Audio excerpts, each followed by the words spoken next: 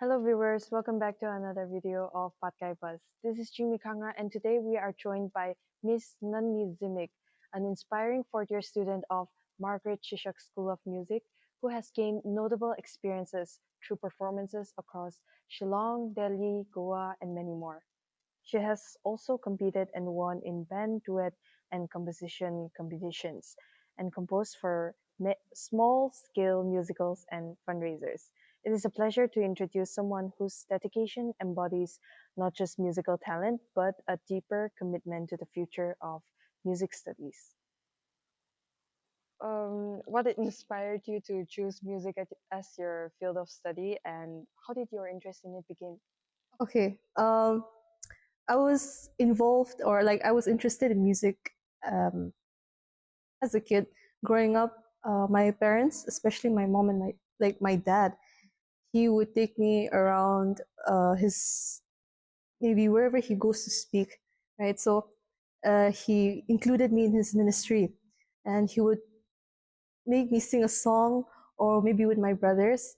So I grew up with a lot of church music, singing in church, singing Christian songs, singing hymns, kokrumlas, as we call in Bangkok. So from there, I was introduced to the music scene very early. And yeah, my interest just grew from there. Um, why I chose music was okay, I wasn't so sure or set on what I wanted to do with a music degree, but I knew that I love music and I really want to do something with that in my life. And I wasn't really thinking about career options or I wasn't really thinking about the money, but this is genuinely something that I want to learn and something that I want to grow in, right? So, um, and my parents, they never discouraged my career option as well, but rather they encouraged music um, to my to both my brothers and I. So um, yeah, they were really supportive of my decision as well, and so there was nothing stopping me. So right, I just went for it. I came to Patkai MSSM here. That's so great to hear that your parents also supported in what you wanted to do.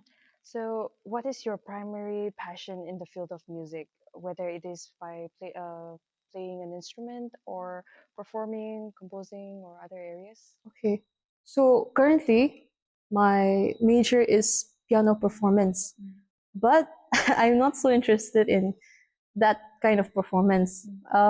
Lately, I've been getting more interested in like ethnomusicology, which is like the study of our cultural music, how it is composed, and how it is relevant with our culture, right? The music, and at first, I never really knew that there was even ethnomusicology. I only discovered ethno after I came to MSSM. It's my And first time hearing about it as well. right, that's a lot of people's responses at first. So when I tell them ethnomusicology, I have to explain what it is briefly as well. But um, yeah, we were introduced first with Naga music, and from there we started hearing terms like ethnomusicology, musicology, the study of music, and not just singing or not just playing, right? More than that. And yeah, for me, I was interested in teaching as well at first. I was already teaching when I was in high school, but I think my interest just started to shift as I learned more in MSSM here.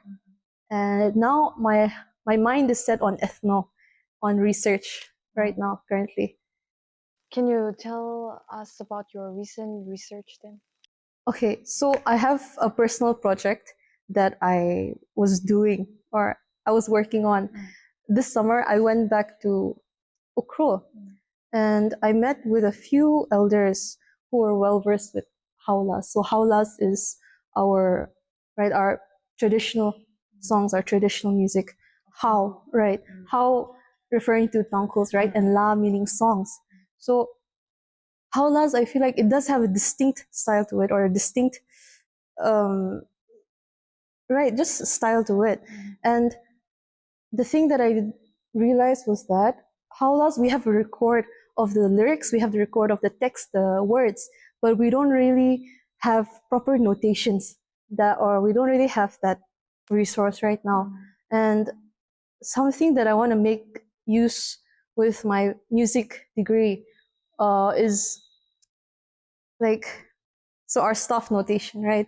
That's the system of the Western classical music. But if I could use that to integrate that with our folk music, our traditional music, maybe that can help make this howla more available to the masses, make it easier for our future generations to learn, right? Because even if they have the lyrics, even if they have the text, they don't know the melody. The melodies, it's transmitted orally. So yeah, um, all our stories, all our history, our songs, it's through oral transmission, right?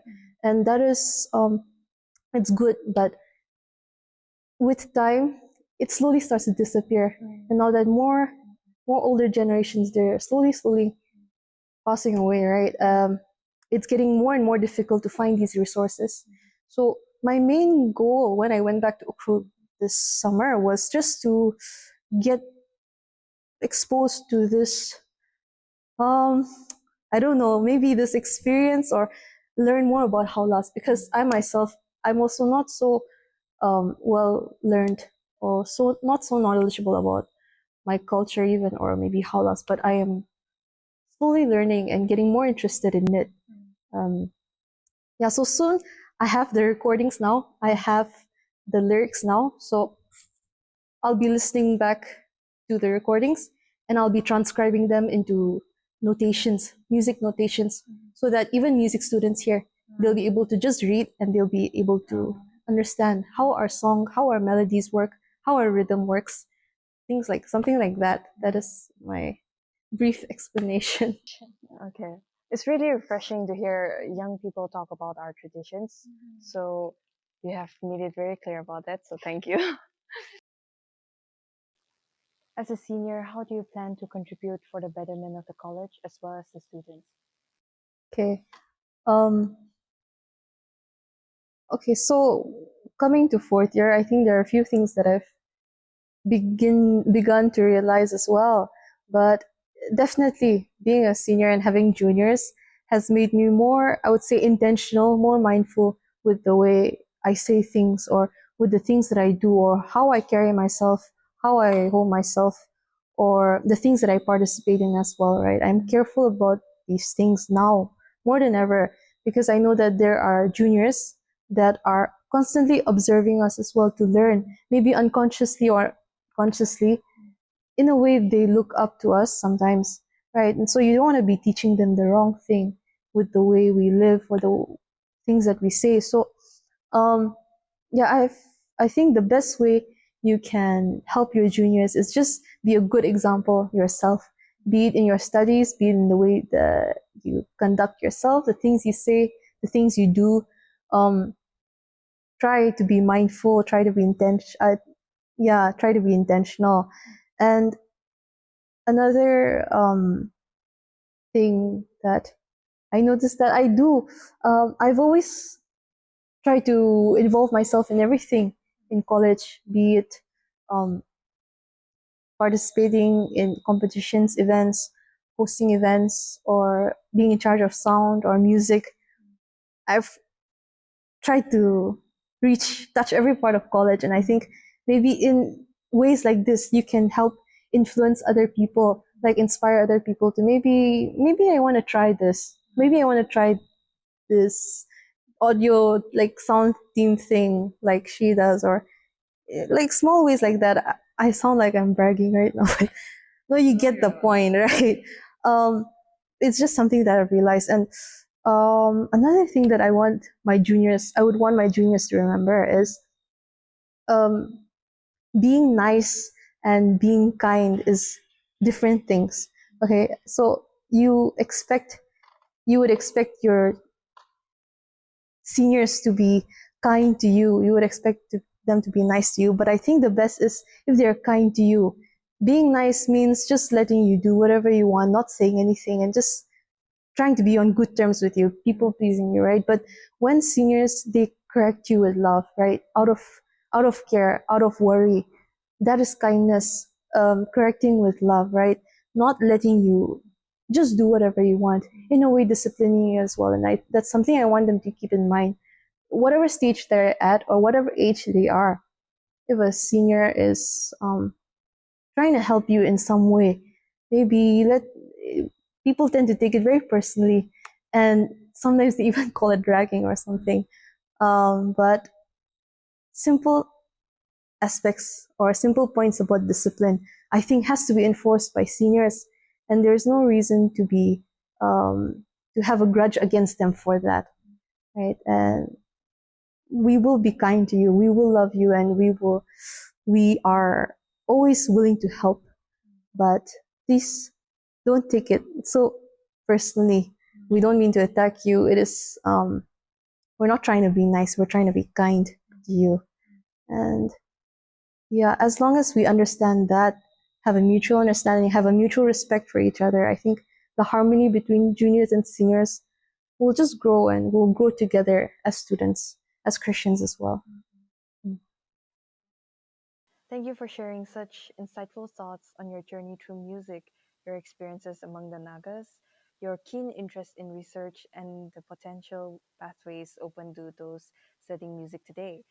This chat really gave some great insights into personal creativity and how music means different things to different communities. It's been a pleasure to learn from your experience and passion. Thank you for being a part of this interview. Thank you for asking me for this interview. I had a good time. Thank you so much for watching the video. Please do like and subscribe for more content. This is Jimmy Kangra, your anchor, signing off with camera person Vitsa Nino.